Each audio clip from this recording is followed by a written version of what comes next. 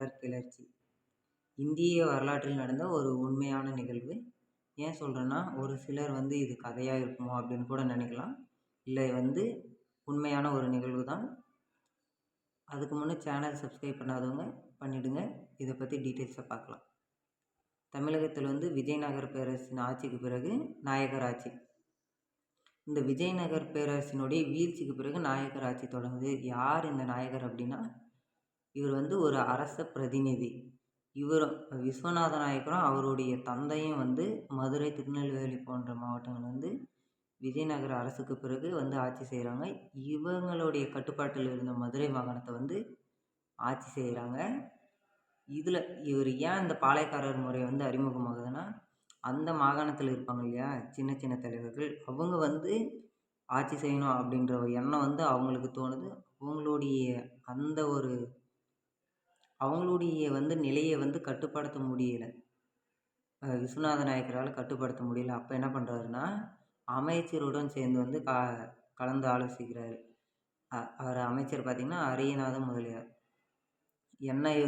இவங்களை எப்படி கட்டுப்படுத்தலாம் அப்படின்ட்டு முடிவு செய்கிறாங்க. அப்போ பாளையக்காரர் முறை அறிமுகமாகுது. ஆந்திராவை ஆண்ட காக்கத்திய ராஜ்யம். அந்த காக்கத்திய ராஜ்யத்தில் இருந்து அந்த பாளையக்காரர் முறை அறிமுகம் செய்யலாம் அப்படின்ட்டு விஸ்வநாத நாயக்கர் முடிவு செய்கிறாங்க. இந்த பாளையக்காரர் முறை எப்போ தோன்றுது அப்படின்னா, 1530லேயும் இந்த பாளையக்காரர் முறை தோன்றுது. இந்த பாளையக்காரர் முறை 1530லே தோன்றுது. இவர் விஸ்வநாத நாயக்கர் அறிமுகம் செய்கிறாரு மதுரையில். எத்தனை பாளையங்கள்னா, அவருடைய விஸ்வநாத நாயக்கர் ஆட்சி செய்கிறப்போ ஒரு பிரம்மாண்டமான ஒரு கோட்டையை மதுரையில் எழுப்புறாரு. மொத்தம் 72 அரண்களை கொண்ட ஒரு கோட்டை. அதன்படி 72 பாளையங்களாக பிரிக்கப்படுது. அந்த பாளையக்காரர்களுடைய வேலை என்னன்னு பார்த்தீங்கன்னா, மோஸ்ட்லி அந்த பாளையங்கள் பிரித்து கொடுக்கப்பட்ட 72 பாளையங்களையும் அவங்க பராமரிப்பது தான் அவங்களுடைய வேலை. வரி வசூல் செய்கிறது, இராணுவ படைகளை பராமரிப்பது. மோஸ்ட்லி இந்த 17, 18ஆம் நூற்றாண்டுகளில் தமிழ், தெலுங்கு பகுதியை கட்டுப்படுத்திய பெரும்பாலான, அதாவது மோஸ்ட்லி பாளையக்காரர் யார் யார் பார்த்தீங்கன்னா, கள்ளர், மறவர், வடுகா சமூகத்திலேருந்து வந்தவங்க தான்.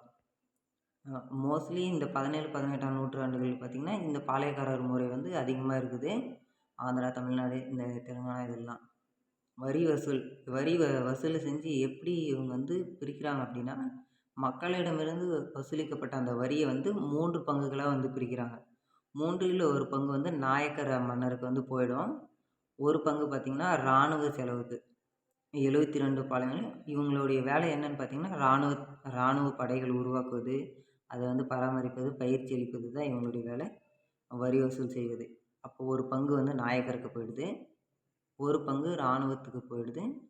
இன்னொரு பங்கு என்னென்னா, இவங்களுடைய பாளையக்காரர்களுடைய சொந்த செலவுக்காக வைக்கப்படுது. இப்படி பாளையங்களை பராமரித்து வராங்க. இந்த பாளையம்னா என்ன, எதுக்காக இந்த பாளையம் அப்படின்னு சொல்லப்படுதுன்னா, இந்த பாளையம் என்ற சொல் தெலுங்கு சொல்லிலிருந்து உருவான ஒரு சொல். தெலுங்கு மொழி சொல்லிலிருந்து உருவானது. பாளையம், அதாவது பாலமு அப்படின்னா படைமுகாம்னு அர்த்தம். இதற்கு கீழே மதுரை மண்டலங்கள் 72 பாளையங்களாக பிரிக்கப்படுதா. இவங்களுடைய கடமை மற்றும் அதிகாரம் என்ன அப்படின்னு பார்த்திங்கன்னா, போர்க்காலங்களில் அரசுக்கு இராணுவ தளங்களை இராணுவத்தை வழங்குவது, அப்புறம் போர்கள் அரசுக்கு உதவி செய்வது, போர்களில் இவங்களும் ஈடுபடுவது, இது போன்ற செயல்கள் இவங்களுடைய கடமைகள், அதிகாரங்கள். இவங்களுக்கும் அதிகாரங்கள் கொடுக்கப்படுது.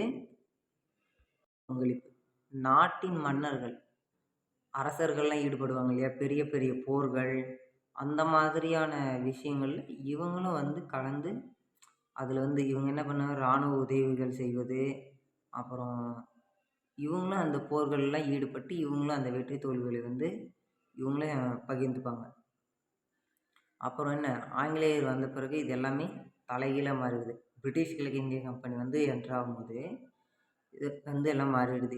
இவங்க என்ன பண்ணுறாங்கன்னா, பிரிட்டிஷும் இதே வேலை தான் செய்ய போகிறாங்க. வரி வசூல் பண்ணுறது தான் இவங்களுடைய வேலையும். ஏன்னா மோஸ்ட்லி பிரிட்டிஷோட வேலை என்னென்னா, உழைப்பு முதற்கொண்டு இந்தியர்களிடமிருந்து உறிஞ்சி எடுப்பது தான் இவங்களுடைய வேலை. இவங்களும் என்ன பண்ணுறாங்க, வரி வசூலிக்கிறது தான் இவங்களுடைய வேலையாகவும் இருக்குது. ஆனால் நம்ம ஆளுங்க என்ன பண்ணுறாங்க, ஏன்னா இவங்களும் அதே பாளையக்காரர்களும் அதே வேலை தான் செய்கிறாங்க. இவங்களுடைய அதிகாரத்தையும் இவங்களுடைய தொழிலையும் வந்து இன்னொருத்தர் பறிச்சா சும்மா இருப்பாங்களா? பிரிட்டிஷ் வந்ததும் இந்த முறை வந்து தலைகீழாக மாறுது. முக்கிய தலைவர்கள் இந்த பாளையக்காரர் கிளர்ச்சியில் வந்து முக்கிய தலைவர்கள் பார்த்திங்கன்னா, வீரபாண்டிய கட்டபொம்மன், அடுத்து அழகுமுத்துக்கோன், பூலித்தேவன், மருது சகோதரர்கள், தீரன் சின்னமலை. இதில் முக்கியமான ஆட்கள் பார்த்திங்கன்னா கட்டபொம்மனும் மருது சகோதரர்களும். பாளையக்காரர் கிளர்ச்சி பார்த்திங்கன்னா முதல் கட்டம் வந்து வீரபாண்டிய கட்டபொம்மன். எப்போ நடக்குதுன்னா 1799 to 1805 வந்து இந்த கிளர்ச்சி வந்து ஸ்டார்ட் ஆகுது. கட்டபொம்மன் பார்த்திங்கன்னா ஒரு பாஞ்சாலை குறிச்சி பாளையக்காரர். இவர் வந்து என்ன பண்ணுறாரு, கலெக்டர் ஜாக்சன் வந்து இவர்கிட்ட வரியை அதிகமான வரியை வந்து கேட்கும்போது இவர் வந்து கட்ட முடியாது அப்படின்ட்டு வந்து மறுப்பு தெரிவிக்கிறாரு. ஏன்னா இவங்களாம் வந்து ஒரு அரசர்கள் இல்லையா? அப்போ அவங்களுடைய மறுப்பு தெரிவிப்பு எப்படி இருந்திருக்குன்றது நீங்கள் நினச்சி பாருங்கள். ஒரு சிங்கத்தோட கர்ஜனை மாதிரியே இருந்திருக்கும். அவர் மறுக்கும்போது ஒரு வசனம் வந்து சொல்லியிருப்பார். ஆனால் அவர் சொன்ன வசனம் வந்து ஒரு அதிகாரப்பூர்வமாக கிடைக்கல. அவர் என்ன வசனம் சொல்லியிருக்காரு அப்படின்றது அதிகாரப்பூர்வமாக கிடைக்கப்படலை. இருந்தாலையும் சிவாஜி கணேசன் நடிச்சிருப்பாருங்க இல்லையா, வீரபாண்டிய கட்டபொம்மன் அப்படின்ட்டு ஒரு படம். அதில் வரும் பாருங்கள் இந்த டைலாக்கு. நம்ம எல்லாருக்குமே தெரிஞ்ச ஒரு டைலாக் தான். மோஸ்ட்லி இது எல்லாருக்கும் தெரியும். இண்டிபெண்டன்ஸ் டேலாம் ஸ்டூடெண்ட்ஸ்லேருந்து எல்லாருமே இந்த டைலாக் வந்து இந்த வசனத்தை வந்து பேசுவாங்க. படித்து காட்டுறேன் பாருங்கள். ஆ கிஸ்தி திரை வரி வட்டி வானம் பொழிகிறது பூமி விளைகிறது, உனக்கேன் கொடுப்பது கிஸ்தி, எங்களுக்கு வயலுக்கு வந்தாயா, ஏற்றம் இறைத்தாயா, நீர் பாய்ச்சி நெடுவயல் நிறைய கண்டாயா, நாற்று நட்டாயா, களை பறித்தாயா, களைவனி உழவருக்கு கஞ்சி களையம் சுமந்தாயா, அங்கு கொஞ்சி விளையாடும் எம் குலப்பெண்களுக்கு மஞ்சள் அரைத்து பணிபுரிந்தாயா, அல்லது நீ மாமனா மச்சானா மானங்கெட்டவனே, எதற்கு கேட்கிறாய் திரை, யாரை கேட்கிறாய் வரி, போரடித்து நெற்குவிக்கும் மேலிநாட்டு உழவர் கூட்டம் பரங்கியரின் உடலையும் போரடித்து தலைகளை நெற்கதிர்களாய் குவித்து விடுவோம் ஜாக்கிரதை அப்படின்ட்டு இந்த வசனம் நம்ம எல்லாருக்குமே தெரியும். இருந்தாலும் இது இல்லை, இவர் வந்து சதுரங்க போரில் வந்து கடுமையான ஒரு ஆங்கிலேயருக்கு எதிராக போராடுறாரு. இருந்தாலும் கட்டபொம்மன் எப்படி மாற்றுறாரு அப்படின்னா சூழ்ச்சியின் மூலமாக வந்து பிடிபடுறாரு.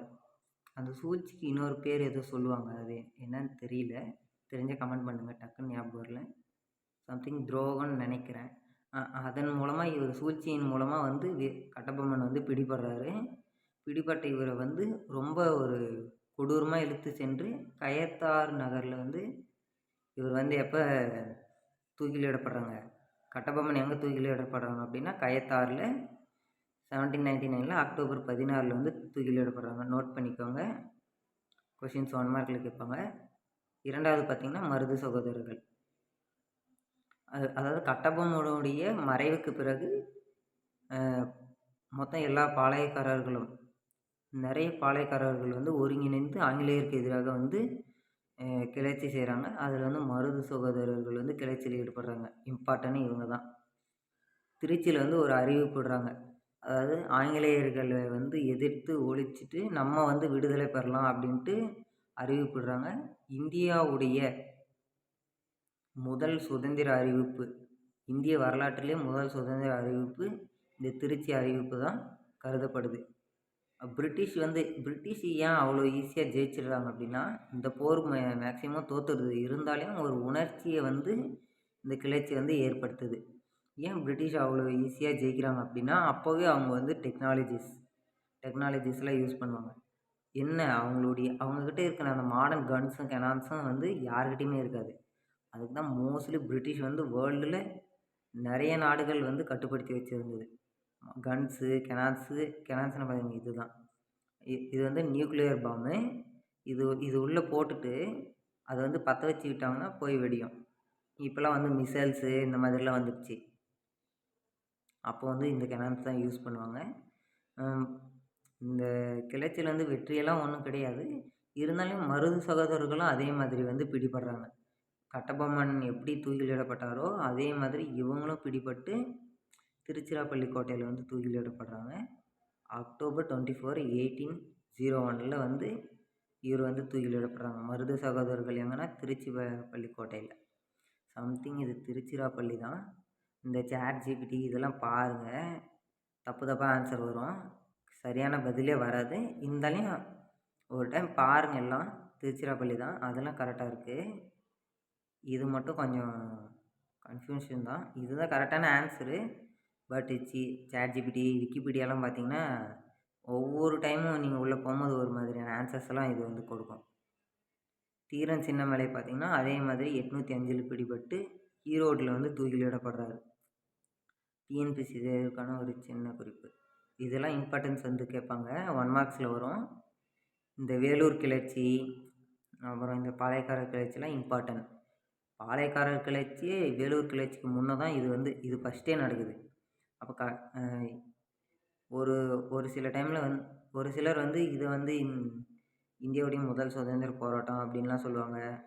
சிப்பாய் கழகம் இந்தியாவுடைய முதல் சுதந்திர போராட்டம் அப்படின்னு சொல்லுவாங்க. அதெல்லாம் கிடையாது. இந்தியாவுடைய முதல் சுதந்திர போராட்டம்னு பார்த்திங்கன்னா வேலூர் கிளர்ச்சி தான். அது நோட் பண்ணிக்கோங்க. கட்டபொம்மன் எங்கே தூக்கிலிடப்படுறாங்க அப்படின்னா கயத்தாறு.